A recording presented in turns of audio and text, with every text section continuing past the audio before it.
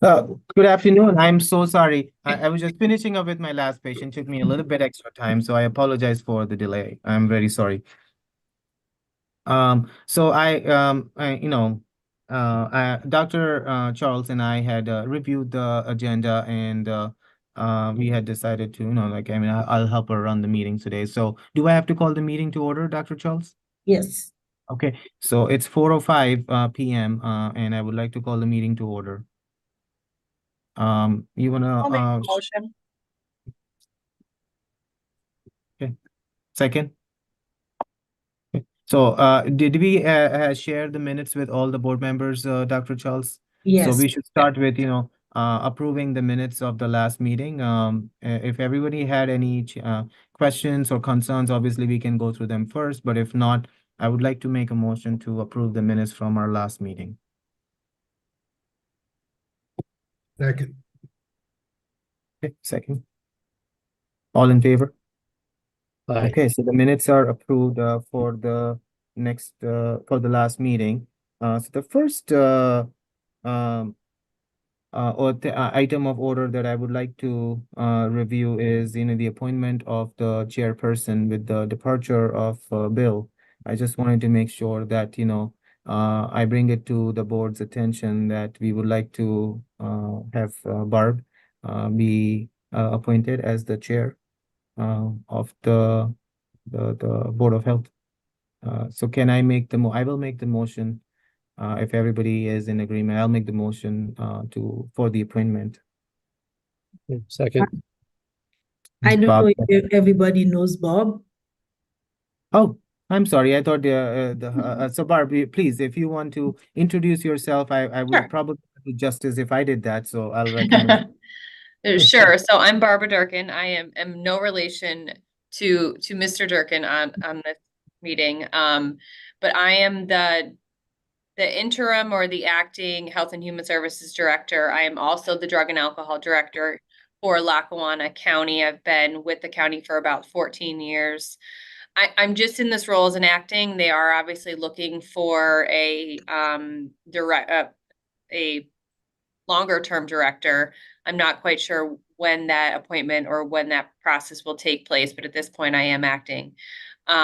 Background is primarily in drug and alcohol. I've been obviously connected to the health department through the work here in Lackawanna County with the Human Service Department. So I'm happy to be part of this in the interim, and then we'll see where we go from there. So that's all I got. Thank you. So, question, Barb. Have the commissioners asked you to assume the role of chair of this particular board? So they have been vague on that.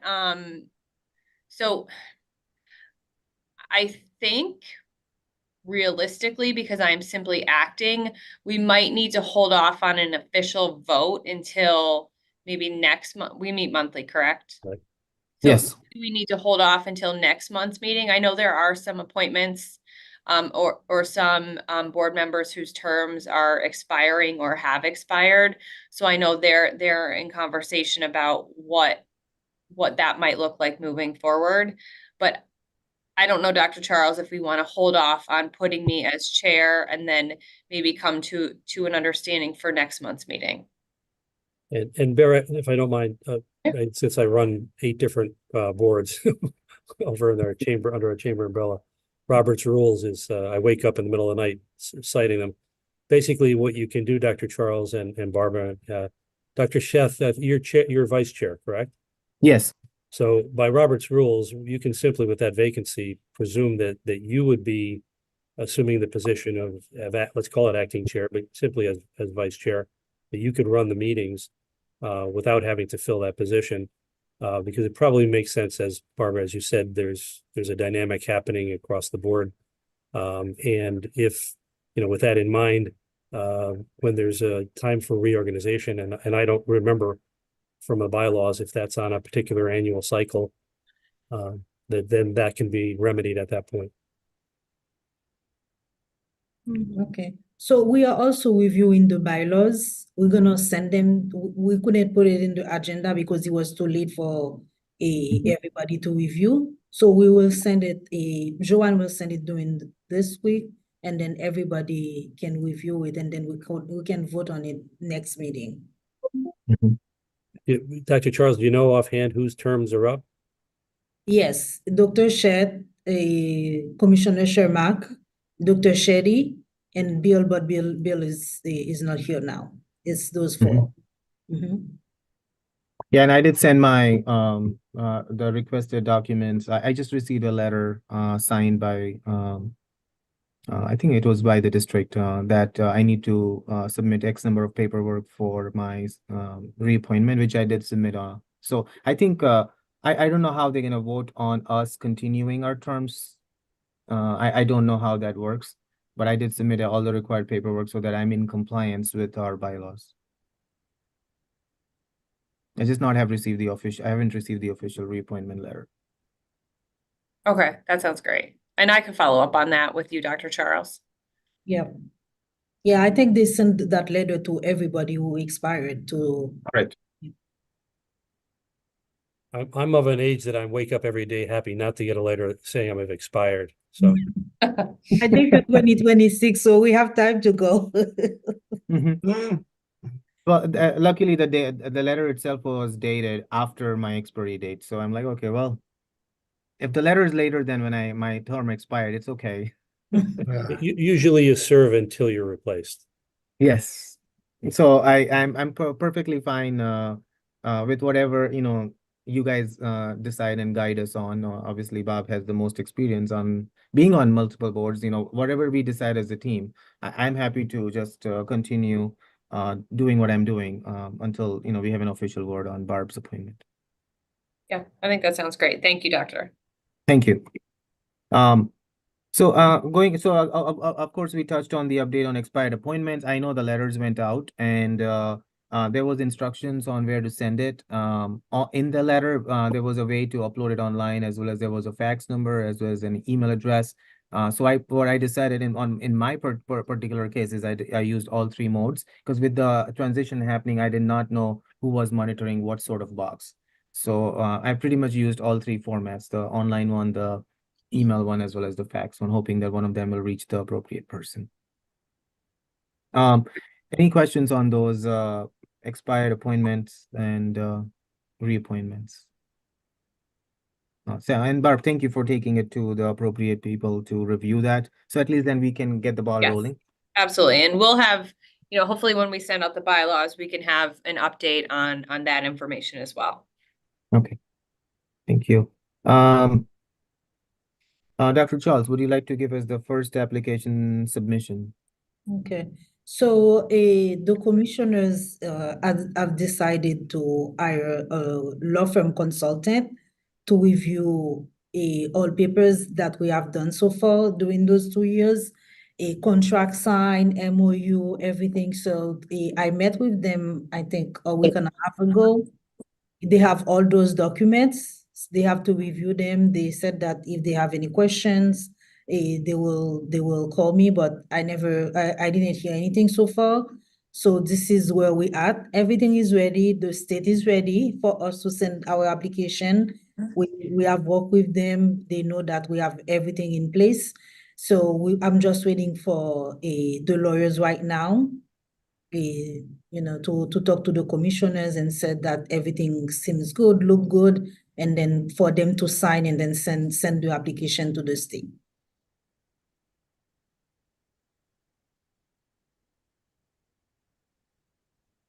Thank you. Anyone has any questions for Dr. Charles?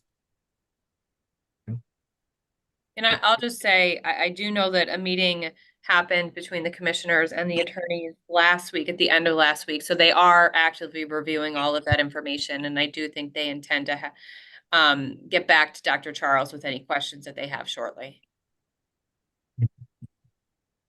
Thank you. Next update, number 7, update on the clinic space and the lower level. Fortunately, I'm part of that meeting personally, so I can provide the update. This morning, Barb, Dr. Charles, myself, and Dr. Linda Thomas CMAC, we met, as a team to discuss that partnership, as well as, what the next steps are. as representing the right center, the team at the right center is fully committed to supporting Barb and her leadership and helping through the transition of Bill. We wanted to make sure that we catch up on what has been done and what has not been done. So from what I understand, from an update standpoint, we still have a lease agreement pending with the Department of Health. The reason being that we have not received a full approval from the state as far as co-location is concerned. The state is still not happy with the plan where we separated offices and they took out all the shared space between the Right Center as well as the Department of Health. They would really like us to be located on different floors.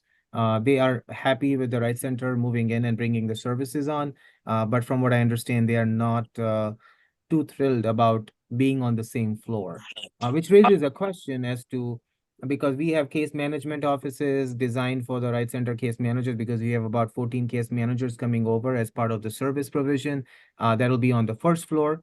The basement level was supposed to be a medical clinic. Half of it we be Right Center, the other half being Department of Health, sort of roughly. Um, that plan may not work because the state is not very open about that. We have a meeting plan tomorrow morning at 8:30 with the architect as well as appropriate people from the county and myself representing the Right Center to see what other design changes can we make that may potentially get us in the good grace with the state and get this move forward. So we don't have any other ideas other than it seems like either the Right Center or the Department of Health clinic might have to be moved to a different floor. The issue being that the first floor where we have case management would have been perfect if the Right Center clinic was on the same floor. But now the issue is the other part of the first floor is already occupied by I think the tax office, The correct? tax office, yes. So the question will be, is there any other room in the building on any other floor where either the Right Center Clinic or ideally Department of Health Clinic can be moved up to that floor because Department of Health has two rooms. The only issue that we have to remember is one of the rooms that is for Department of Health in the basement floor is that negative pressure room. Yes. So that arrangement might have to be moved up, and that room has to be close to an outside wall because the equipment that creates that negative pressure has to be connected from the exterior. So there are some design implications. Obviously, there are cost implications, and we don't have a solution identified as of yet. So we are meeting tomorrow about that as a priority. Dr. Charles, you want to add something to that, or Barb?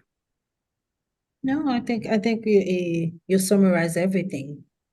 We need to find a solution because if we don't do that, the state they said no, they don't want, that the way that we structure the partnership, they don't want that. They want us like to be completely separated.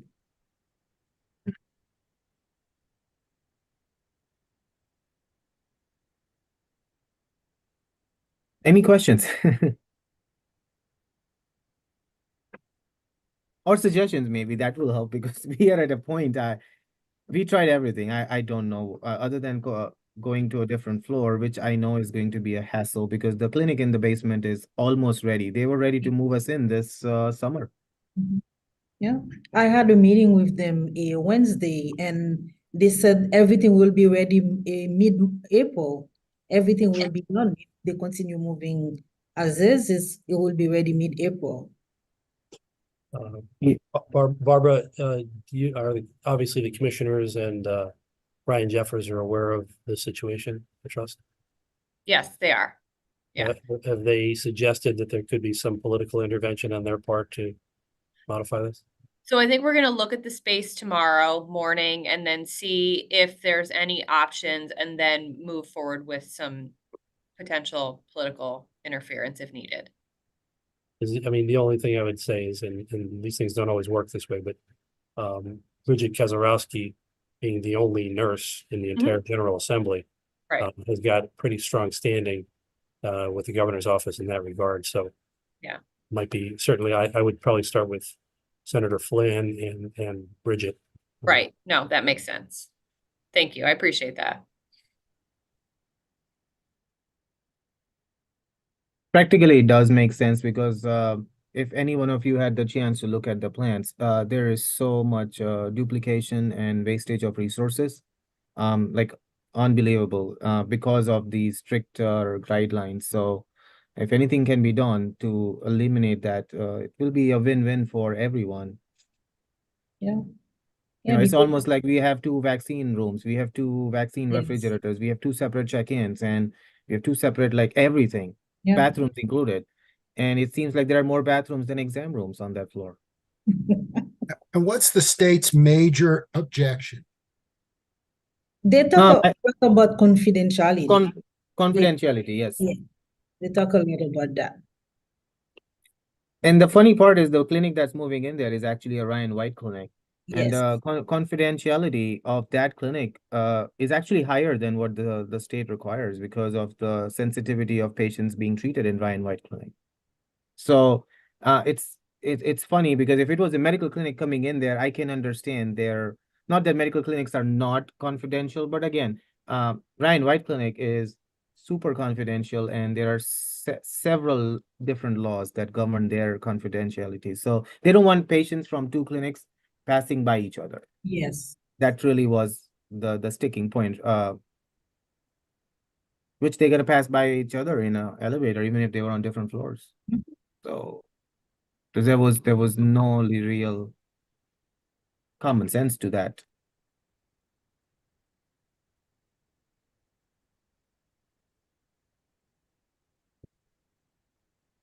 Well, we'll see when we meet tomorrow. Hopefully, we can figure out as an alternative plan B. Obviously, as Bob suggested, I mean, best idea will be to bring that level of discussion to appropriate members at Harrisburg. But if they don't budge, even after that, our plan B will be to have a different location identified where one of the two clinics can be moved over to. Not the most desirable option, but at least we'll have a plan B. Right. Yeah, that makes sense. The issue is because we are a federally qualified lookalike center, we need federal approval before we can add a site to our organization, and that is like a 90-day process. So until I have a lease, I cannot even start that process. So it's slowing all of us down. So we'll see what we can figure out tomorrow. I guess that's it. I mean, we don't have anything else on our agenda. We're open for any other discussion that any of the team members may have.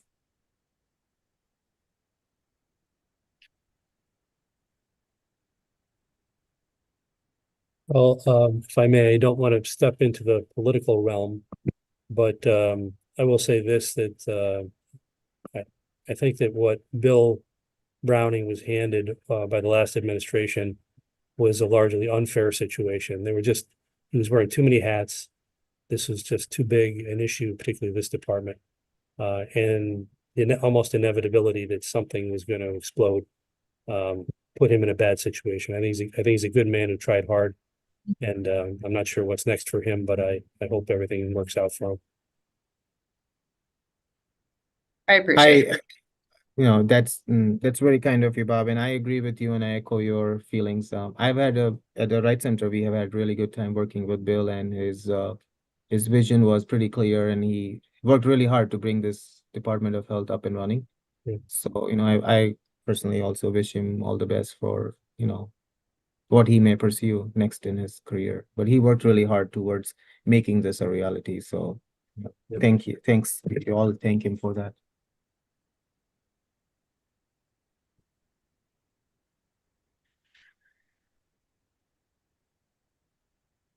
Okay, well, I will make a motion to adjourn our meeting, and thank you everyone for your input. Welcome. Thank you. Everybody. Thank you. Have a good night. Thank you. Have a Right. good night. Bye-bye. Take care, guys.